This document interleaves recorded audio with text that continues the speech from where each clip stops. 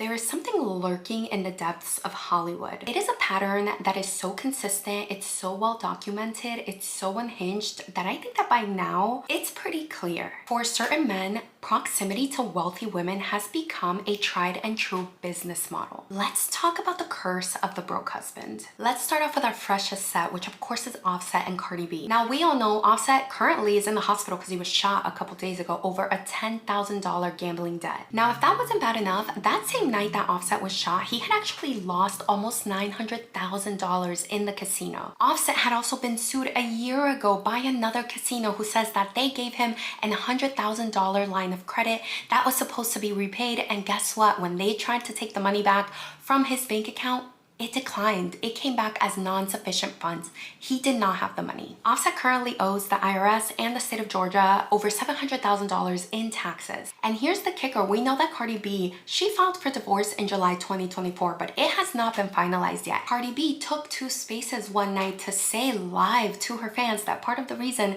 she has not been able to finalize her divorce yet is because someone wanted her to pay his taxes.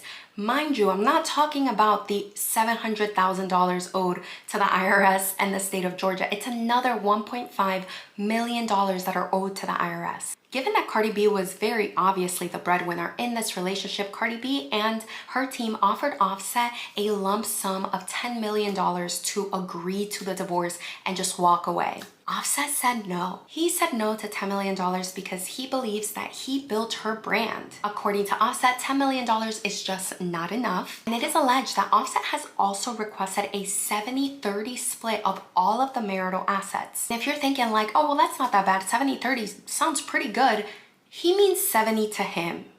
He wants 70%. If he's spending $900,000 now, when he doesn't even have enough in his bank to cover an $100,000 debt to another casino, what do we think was happening when he had unlimited access to Cardi B's funds and Cardi's credit cards? Now, granted, most of us don't have $100,000 in our bank account, but most of us are also not taking $100,000 loans to go spend at the casino. Unfortunately for Cardi B and luckily for Offset, they did not have a prenup when they got married in 2017. Another woman heavily affected by the curse of the broke husband was Kelly Clarkson and her ex-husband Brandon. For so many years in her career, he was actually her manager. So even before the divorce, he was already getting paid like a portion of her earnings. In my opinion, I think it was a parasitic dependency dressed up as a career, but according to him, he made her into a star. So during their divorce, Kelly was actually ordered to pay $115,000 a month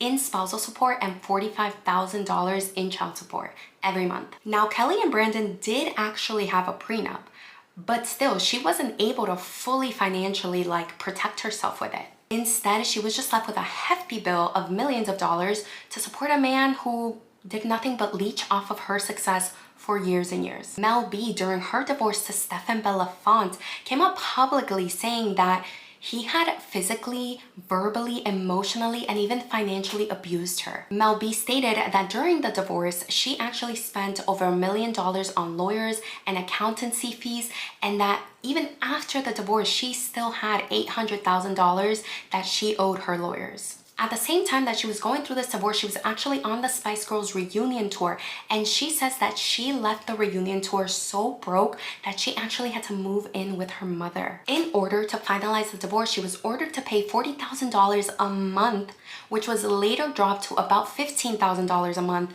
$11,000 of that, I believe, goes to housing, and about $4,300 of that goes to groceries for Stefan. Can you imagine $4,300 in groceries every month? The entitlement is insane because the grocery bill alone is more than twice what the average person pays for rent. Of course, we have Janet Jackson and her ex, Renee Elizondo. I believe that at the end of their divorce, he sued her for spousal support in the amount of $25 million.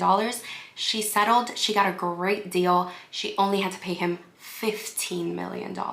And then of course we have Britney and the true broke husband blueprint, Kevin Federline. Kevin had no career before Britney, and he sure as hell did not have one after her. Kevin was in fact so jobless that he actually didn't even have prospects. Like, there was no hope. In 2006, he dropped an album called Playing with Fire, and it was so awful that critics actually called it one of the worst albums ever to be released. But that's okay, because Kevin Federline, during his divorce with Britney, received $1.3 million upfront for spousal support, and he received about $40,000 every single month thereafter for the next 18 years. That is almost a grand total of $10 million.